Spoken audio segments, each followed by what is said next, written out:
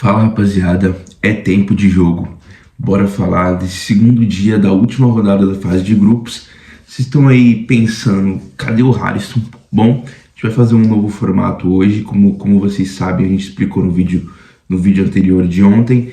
Os jogos agora são simultâneos dos grupos, né? Então a definição dos grupos acaba acontecendo jogos nos mesmos horários, portanto a gente preferiu separar de uma maneira que cada um assista um jogo, cubra uma partida, para trazer para vocês o melhor de cada uma. E eu vou trazer para vocês as 3 partidas que eu cobri no dia de ontem, como ficou a posição desses times no grupo. E aí, logo na sequência, o Harrison vai completar com as outras partidas, trazer o panorama do grupo geral e a agenda do dia de hoje. Bora lá? Começando aí com o grupo D, né? Um jogo que eu avisei, só para deixar bem claro aqui. Inclusive eu acertei 2 palpites dos palpites de ontem. Paraguai e Austrália empataram 0-0 no pior jogo da Copa do Mundo. Por que foi o pior jogo da Copa do Mundo? Bom, porque claramente ninguém queria ganhar, né? Teve em algum momento, alguma parte, a Austrália tentando um pouquinho mais, né? O goleiro do Paraguai foi eleito melhor da partida, mas sendo bem sincero, foi um jogo onde nenhuma das equipes cedeu espaço, nenhuma das equipes tentou. E por que isso acontece? Bom, é uma falha do novo regulamento da Copa do Mundo. Falha não, né? Tá no regulamento, é uma regra, mas é algo que deve ser mudado para a Copa de 2030, que é essa questão dos terceiros colocados. E como classificam os 8 melhores terceiros colocados, muitos terceiros ou times que vão brigar por essa posição podem acabar indo para o seu jogo já sabendo o resultado que precisa ser feito para classificar, trazendo aí um jogo bem morno, justamente para não correr risco de perder a classificação. Esse jogo era uma prova disso. A Austrália era a segunda do grupo e o Paraguai terceiro. Com o empate, os dois se classificariam. O Paraguai não se classifica matematicamente, mas se classifica virtualmente, porque ele depende, para não classificar, de 5, 6 resultados assim, que para acontecer tem que ser muito raro mesmo. Então a gente já coloca o Paraguai virtualmente classificado com 4 pontos, né? O saldo do Paraguai aqui, deixa eu ver, porque ele acaba ficando com menos 2 de saldo, mas ele tem 4 pontos. Se ele tivesse com 3 pontos, com esse saldo, provavelmente ele não se classificaria, mas como ele tem 4 pontos, geralmente essa é uma pontuação aí que já pode garantir a terceira colocação para essa equipe, tá? Sobre o jogo não tem muito o que eu falar, foi 0-0, um jogo de comadre, ninguém tentou muito, o empate ajudava os dois, e eles abraçaram esse empate. Eu falei aqui que seria esse panorama do jogo. Depois eu até esperava que fosse uma iniciativa a mais do Paraguai, porque o terceiro colocado desse grupo encara a Alemanha. E o segundo encara agora, né, no momento, Irã ou Egito. Então você pegar Irã ou Egito ou Alemanha, já na próxima fase, é um diferencial muito grande, mas para o Paraguai, né, vale mais classificar do que quem vai enfrentar. A classificação do Paraguai já se mostrou algo muito importante e eles não quiseram alongar mais isso ou arriscar a classificação deles para enfrentar um time pior na próxima fase. Então é isso, Paraguai em terceiro, Austrália em segundo, e agora a gente vai aguardar aí esse fim das contas para a gente garantir para vocês, mas basicamente dá para a gente dizer que é Paraguai e Alemanha na próxima fase, e a Austrália deve enfrentar aí Egito ou Irã, a depender dos resultados dos jogos de hoje, tá? Passando para o próximo grupo, o grupo E, eu cobri aí Curaçao e Costa do Marfim. Foi um jogo que a gente já esperava que Costa do Marfim viesse para garantir sua classificação. Teve um desempenho muito bom, achei um desempenho muito seguro nesse jogo. Curaçao fez história na última partida, empatou contra o Equador, mas a gente sabe que não tem muito nada além disso, né? Costa do Marfim era muito favorita, só precisava de uma vitória para garantir sua classificação. Conseguiu essa vitória, foi 2-0, e ela começa a ser construída já no começo do primeiro tempo. Uma jogada do Diamandé, um dos craques dessa Copa, o craque da Costa do Marfim, jovem que está concorrendo aí até para ser o melhor jovem da Copa. Fez uma jogada pela esquerda, cruzou, Nicolas Pepe fez o primeiro gol, já condicionando essa partida pró Costa do Marfim. Tiveram tranquilidade aí de manter a posse, controlar o jogo. O Curaçao ainda conseguiu chegar um pouquinho no primeiro tempo com finalizações fora da área, mas nada que gerasse tanto perigo assim, nada que fizesse muito o goleiro da Costa do Marfim trabalhar. Se manteve assim, conseguiu chegar ainda dentro do primeiro tempo, mas acabou assim 1-0. Já no segundo tempo, a postura se manteve, teve um gás inicial muito forte, igual teve no primeiro tempo. Fez o segundo gol de novo com o Nicolas Pepe, né? Fez o segundo gol dele na partida, o 2-0 para a Costa do Marfim. Daí em diante foi um jogo bem seguro da Costa do Marfim, não teve por que adiantar muito sua posição. Curaçao também não teve muita criatividade para buscar aí uma reação no jogo e decretou 2-0 para a Costa do Marfim e a classificação da Costa do Marfim como segunda no grupo. Costa do Marfim aí surpreende, para mim, entre as africanas é quem teve o melhor desempenho e resultado num grupo difícil com a Alemanha e o Equador. Ela consegue ficar em segundo, ganhou de Equador na primeira rodada, era para ganhar da Alemanha, tá? Era para ganhar da Alemanha, teve um contra-ataque ali no 1-1, que era para ganhar o jogo, era para ser líder do grupo, acabou sofrendo que muitas seleções contra seleções muito grandes sofrem, que é perder gol, e agora classifica em segundo, vai enfrentar o segundo colocado do grupo da França e Noruega, por enquanto é a Noruega, e vale se atentar que é um cruzamento para a chave do Brasil, é o cruzamento das oitavas de final, Costa do Marfim ou Noruega, por enquanto, que é o segundo do grupo. Eles podem ser os adversários do Brasil numa eventual oitava de final. Então, pra gente ficar de olho nessa seleção da Costa do Marfim, que fez uma grande campanha, tá fazendo uma boa Copa e classificou com muita justiça, né? E o último jogo que eu cobri do dia, né? O grupo do Japão e Suécia, o grupo F. Bom, esse grupo aí é o grupo que definiria esse jogo em si, era o jogo que definiria o adversário do Brasil na próxima fase da Copa do Mundo, né, 16 avos de final, e o jogo foi 1-1. Eu também acertei esse palpite de 1-1, mas dessa vez não foi um jogo de um empate onde as duas seleções sentaram no resultado, tá? Apesar do empate ser bom para ambas, porque o Japão se classificaria em segundo, e a Suíça basicamente garantiria sua classificação, porque ela também tem 4 pontos e tem um saldo 0. Então ela garantiu a classificação com o empate. Mas foi um jogo muito aberto. Primeiro tempo, o Japão tomando as rédeas. O Japão fez um jogo melhor que a Suécia, no geral. Ele teve controle do jogo no primeiro tempo, teve posse, teve mais finalização. A Suécia não conseguiu encontrar os seus jogadores. O Isaac vem fazendo uma Copa muito abaixo.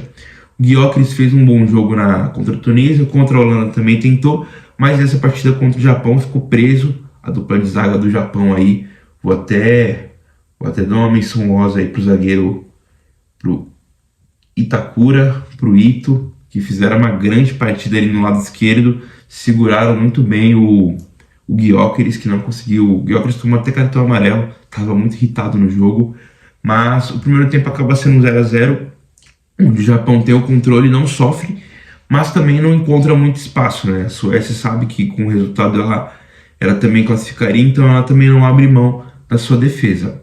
Já no segundo tempo, aos 56 minutos, o Japão fica trocando bola aí por volta de 27 segundos e encontra uma jogadaça assim. O Doan dá um passe espetacular para o Maeda, que faz o gol do Japão, uma jogadaça coletiva. O Japão é uma seleção muito bem treinada, tá aí junto há mais de 8 anos e esse gol é a prova disso. Eles se conhecem muito dentro de campo. Doan encontrou o Maeda dentro da área, ele fez o gol 1-0. E aí, dentro desse gol, a gente já esperava que fosse um resultado que o Japão conseguisse condicionar para ele mesmo. Mas, mesmo sem criar nada, né, a Suécia ela não criou nada. O Elanga, com uma jogada individual, cortou para a esquerda, bateu, fez um golaço, tirou o gol da cartola. Dá pra gente falar também que o Suzuki, goleiro do Japão, demorou um pouco para reagir, mas foi um golaço do Elanga, tirou esse gol da cartola. A Suécia não fazia uma boa partida. Depois aí ficou um pouco de trocação, Suécia aí tentando umas finalizações fora da área, tentando muitos cruzamentos, é um time mais alto que o Japão, tentou explorar isso.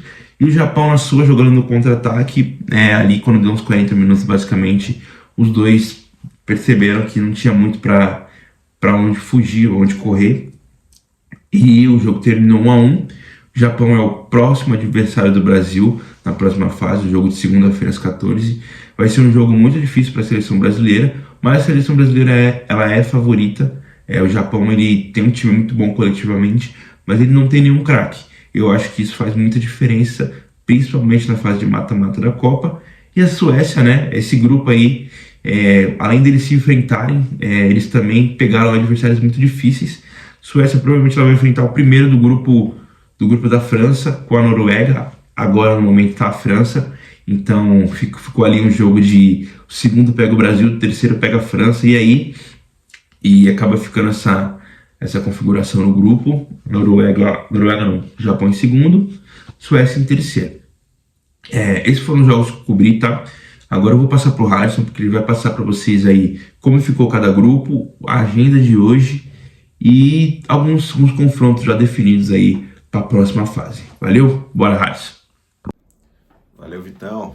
Bora lá então, rapaziada. Eu vou continuar com os jogos que eu cobri hoje. Seguindo a sequência aí dos grupos, começando pelo grupo D, que foi definido ontem também. Para falar a verdade, esse grupo ele já estava praticamente definido, né? Só precisava saber quem ia ficar em segundo e quem ia ficar em terceiro. Os Estados Unidos já estava classificado para ficar em primeiro colocado e a Turquia já estava eliminada nesse grupo. E é por esse jogo que eu vou começar aqui hoje, tá? O jogo foi um excelente jogo, tá? Para um jogo onde a gente já tinha tudo definido. Então, para alguns era esperar um jogo mais morno, um jogo mais sem esse clima todo de Copa, né? Mas foi um jogo até que importante para a Turquia, né? Para devolver aí para o seu torcedor a fé que eles acreditaram na Turquia nessa Copa do Mundo e que não correspondeu. O jogo foi 3-2 para a Turquia, vitória com Adar Güler sendo o melhor jogador em campo, perfeito? Mas o jogo começa cedo com os Estados Unidos. Os Estados Unidos vem se mostrando muito bem para o que era esperar nessa Copa, apesar da derrota, que nem eu disse, já estava classificado, não existia necessidade de forçar jogadores. E até nas outras partidas, quando os Estados Unidos já estava ganhando, o técnico já fazia modificações para poupar os seus jogadores. Nesse jogo não foi diferente. O jogo começa com um Thirsty aos 3 minutos de jogo abrindo o placar. Só que a Turquia não deixou barato e já devolveu aos 10 minutos com o próprio Adar Güler, eleito melhor do jogo. Aos 31 minutos, a Turquia continua e mantém a sua pressão e faz o gol da virada com o Imazar aos 31 minutos, 2-1 Turquia. O primeiro tempo acaba assim. A Turquia foi a seleção que mais teve grandes chances, mas a que menos chutou no gol. Estados Unidos foi o que mais chutou, teve 18 chutes ao gol no jogo todo, contra somente 9 da Turquia. Mas as grandes chances que a Turquia teve, ela conseguiu converter melhor que os Estados Unidos. Foram 5 chances para a Turquia, 4 chances para os Estados Unidos. No início do segundo tempo, já aos 49 minutos, os Estados Unidos empatam o jogo com Ben Halter e ele começa a segurar a partida, já os jogadores já tendo sido substituídos e levando o jogo para o empate, que para os Estados Unidos só ia manter nessa fase de grupo o aproveitamento, né, de não ter perdido. Mas aos 98, praticamente no último lance do jogo, a Turquia vence a partida com Ayhan fazendo o gol da vitória, basicamente a vitória de honra da Turquia nessa Copa do Mundo. Não existe nenhuma chance de classificação. Termina o seu grupo, inclusive, em último colocado. Então a gente tem desse grupo os classificados: Estados Unidos em primeiro com 6 pontos, Austrália em segundo com 4 pontos, o Vitor comentou agora há pouco, e Paraguai com 4 pontos também. Fechou? Turquia fecha com 3 pontos, mas sem chance nenhuma de classificação. Bora para o próximo grupo? O próximo grupo é o grupo E. Grupo E, a gente vai falar da novidade. A novidade, que para mim, rapaziada, vou falar de arbitragem, FIFA e também um pouco do jogo, tá? Por que eu vou começar a falar de arbitragem? Porque o jogo começa muito cedo com o Sané abrindo o placar. Aos 2 minutos de jogo, Sané, jogador alemão, abre o placar numa jogada que para mim era falta, tá? Existe uma disputa de bola entre a seleção alemã antes do gol, que o jogador alemão ele levanta o pé muito alto e ainda acerta o jogador do Equador, acerta na cabeça, assim, claro, não foi uma pancada forte, foi um toque, mas aí a gente tem 2 faltas. Primeiro, o contato, né, por mais que disputasse bola, o contato no rosto é considerado falta em todo lugar do mundo. E o segundo, pelo jogo perigoso, né? Se não tivesse pego no jogador, ainda seria um jogo perigoso. O cara levanta o pé muito alto, uma altura fora do comum. Uma coisa é você levantar o pé na altura da cintura do jogador, ou, num pior dos casos, na altura do peito, mas ele levanta o pé na altura da cabeça do jogador. E a arbitragem não anula o gol. O lance segue, o Wirtz pega a bola, toca pro Sané, o Sané abre o placar 1-0 Alemanha. E aí me fica o questionamento, qual que é o critério da FIFA nessa Copa do Mundo? Tá? Porque no jogo do Brasil, quando o Vinícius Júnior faz o segundo gol que foi anulado, houve um contato não suficiente para derrubar um jogador, tanto que o jogador segue na jogada. E houve uma anulação. O juiz não deu no campo, os jogadores não reclamaram no campo e o juiz foi chamado para o VAR para validar o lance. Nesse jogo da Alemanha, o juiz não foi chamado, houve o contato e os jogadores ficaram reclamando muito com a arbitragem, porque foi um jogo extremamente perigoso, poderia ter machucado o jogador do Equador e mesmo assim a arbitragem não parou. Então a FIFA ou tem que melhorar os critérios para essa Copa do Mundo, eu entendo que quer deixar o jogo seguir, ou tem que melhorar os critérios, ou essa Copa não tem critério nenhum e cada juiz apita o que para ele o convém. O VAR que está em fora é para ajudar o juiz, e ele não ajudou nesse lance. Prejudica o Equador nesse começo de jogo, já começa atrás num jogo onde precisava vencer, já era uma final para o Equador, se perdesse esse jogo não classificaria e ia embora para casa e enfrentava a Alemanha, que é uma das seleções, uma das favoritas da Copa. Claro, não é a número 1, 2 ou 3, mas é uma das favoritas. Se deixar chegar, vai dar trabalho. Então, assim, foi um jogo onde o Equador já saiu prejudicado e a arbitragem teria que ser revista para esses lances, tá? Mas, como o futebol, às vezes, ele é justo, aos 9 minutos, Angulo empata o jogo, então o jogo já estava quente ali. Aos 9 minutos com empate, o Equador jogava o jogo da vida e começou a pressionar a Alemanha como se a Alemanha não fosse a favorita para esse jogo. A Alemanha já classificada, tudo bem e tal, mas o próprio técnico da Alemanha falou, não vou poupar jogadores, entrou com seus titulares, entrou com o Musiala, entrou com Florian Wirtz, entrou com o Sané. Então a Alemanha estava com potência total, mas a Alemanha não tinha o que o Equador tinha, que era a motivação. O primeiro tempo termina com mais chances do Equador, para trazer um pouco de estatística aqui. O Equador teve somente 2 grandes chances, e nessas 2 grandes chances eles converteram, o que mostra eficiência, que não mostrou nos últimos jogos, com o Ener Valencia perdendo gols a rodo. Claramente ainda não é a Copa do Ener Valencia, tá? Mas ele ainda tem chance de se mostrar, porque no segundo tempo, aos 77 minutos, uma cobrança de escanteio, o Manuel Neuer sai muito mal. Eu não consigo explicar o que ele foi tentar fazer, se ele foi agarrar a bola, se ele foi tentar abraçar a bola, mas ele sai em câmera lenta e o Plata se antecipa dele e chuta a bola para dentro do gol. Não comete nenhuma falta, né? Até porque se tivesse encostado, os critérios teriam que ser mantidos. Que um cara chuta a cabeça, chutar a mão do goleiro, então não vai ser diferença nenhuma, né? Mas o Plata se antecipa do Manuel Neuer e faz o gol. O gol que dá vida a Equador, classifica o Equador como o terceiro colocado nessa Copa, porque tinha empatado com o Curaçao e agora consegue os 3 pontos em cima da Alemanha, vai a 4 pontos, saldo de gol zerado, muito provavelmente vai se classificar entre os 8 terceiros, segue vivo na Copa do Mundo, tá? Perfeito. Jogo decepcionante da seleção alemã, apesar de já ter classificado e tudo mais, entrava como favorito, tem time superior.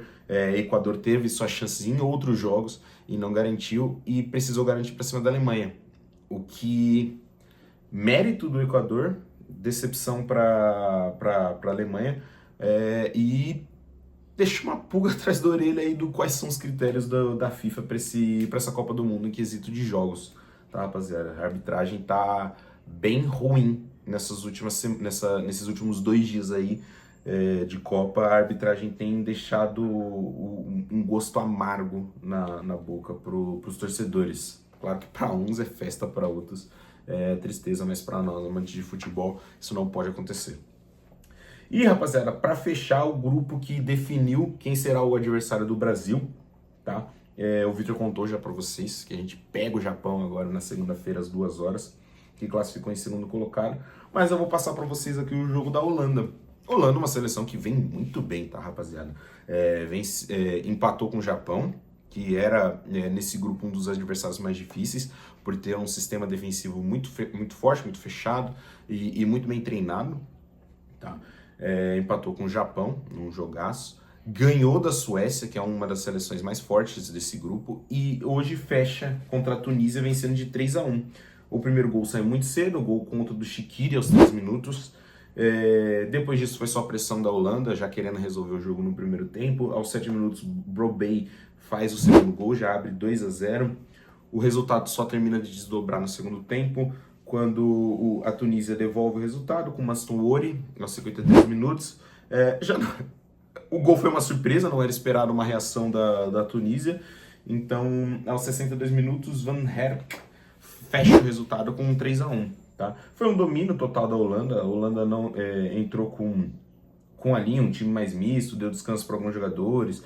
O Frank de Jong estava em campo, saiu no segundo tempo. O Gakpo estava em campo, saiu no segundo tempo. Fez a sua rotação de jogadores como faz de costume e foi suficiente para vencer a partida. A Holanda amassou o jogo, foram 20 chutes no gol e somente 3 gols. Mas só teve 2 grandes chances criadas, que foram as 2 chances, os dois gols feitos por eles, e não gol contra. Gol contra não conta como grandes chances criadas, tá, rapaziada? Contra 10 chutes da Tunísia e 2 chances criadas, e um deles eles converteram no gol.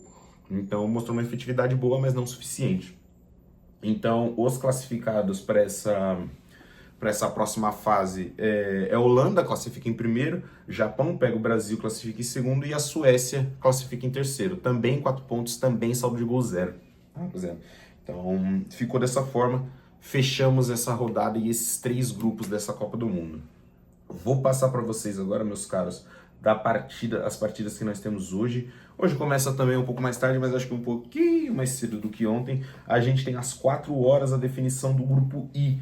Senegal e Iraque para brigar ali pelo terceiro colocado. Eu creio que ninguém classifica desse grupo. Tem a chance ali do Senegal classificar se fazer um saldo de gol bacana. Porque o máximo que pode chegar é a 3 pontos e tem saldo de gol de -3. Enfrentou já seleções mais difíceis, que foi França e Noruega. Se fizer 3 gols, 0 saldo de gols e tem chance de classificar, mas aí fica dependendo dos outros. Se fizer um saldo de gol melhor, pode ser que tenha mais chance de classificar. Então o Senegal entra em campo como favorita, precisando fazer gols. Eu apostaria aqui em 3-0 Senegal. Mais do que isso me surpreenderia. E a gente tem a definição do primeiro colocado, também no mesmo horário. França e Noruega, jogaço, Kylian Mbappé contra Haaland. De se esperar um jogo de muitos gols ou um domínio francês, que entra como favorita a França. Eu colocaria aqui 3-2 França, tá? Posso estar errado, mas 3-2 França é um resultado extremamente aceitável. E aqui a gente vai falar agora do grupo H, que também tem definição hoje. O grupo com às 21 horas, Uruguai e Espanha. O Uruguai joga a vida, igual jogou o Equador. Porém, Espanha ainda não está classificada 100%. Espanha só tem 4 pontos, porque empatou a primeira rodada contra Cabo Verde. O Uruguai só tem 2. Cabo Verde só tem 2 e a Arábia Saudita só tem 2. Cabo Verde e Arábia Saudita também jogam hoje às 9 horas. A realidade dessa rodada: aqueles que vencerem se classificarão, aqueles que perderem serão eliminados. Um empate entre Espanha e Uruguai classifica Espanha, muito provavelmente não classifica o Uruguai. Fica com 3 pontos, 0 de saldo de gol. Aí fica naquela mesma briga de Senegal que eu falei mais cedo. Pode classificar? Pode, mas se tiver alguém com 3 pontos e 1 a mais saldo de gol, se classifica na frente deles. Tá? Cabo Verde precisa vencer para se classificar, só tem 2 pontos, mas pega a seleção que na teoria é a mais acessível desse grupo, que é a Arábia Saudita. Não ganhou de ninguém, só tem 1 ponto, porque empatou com o Uruguai na primeira rodada. E eu acho que o Uruguai dá adeus para essa Copa do Mundo e Cabo Verde classifica, tá, rapaziada? Eu apostaria em 2-1 para a Espanha e apostaria em 2-0 para Cabo Verde. Talvez eu tenha sido muito otimista, porque agora eu tô com um carinho ali com o Cabo Verde, talvez, mas veremos. E também teremos a definição do grupo G hoje. O grupo G contendo Egito e Irã, a rodada da meia-noite, e Nova Zelândia e Bélgica, também à meia-noite. Hoje no grupo a gente tem Egito em primeiro colocado, empatou com a Bélgica e ganhou o último jogo, Irã em segundo com 2 pontos, e Bélgica em terceiro também com 2 pontos, ambos com saldo de gol de 0. É de se esperar uma força maior de Bélgica hoje, entra como favorita. Não é a Copa da Bélgica, a Bélgica, o pessoal fica com esse gosto amargo porque eliminou o Brasil há 2 Copas atrás, mas não é uma seleção bem treinada, não é uma seleção boa. Para falar a verdade, é uma seleção que tem muitos talentos, mas eles deixam muito a desejar individualmente, não tem um trabalho coletivo muito bom. Apesar disso, dito tudo isso, 1-0 Bélgica. Egito, acho que é o jogo mais acessível para eles. Vai garantir os seus 3 pontos, 1-0 Egito ou 2-0 Egito. Tá? E classifica hoje. Vai ficar Egito em primeiro, Bélgica em segundo. Atentos aí, né, rapaziada? E é isso, dessa rodada aí, dessa Copa do Mundo. Vejo vocês amanhã, tá bom? Quem gostou, curte, compartilha, comenta. Um abraço para vocês, é tempo de jogo.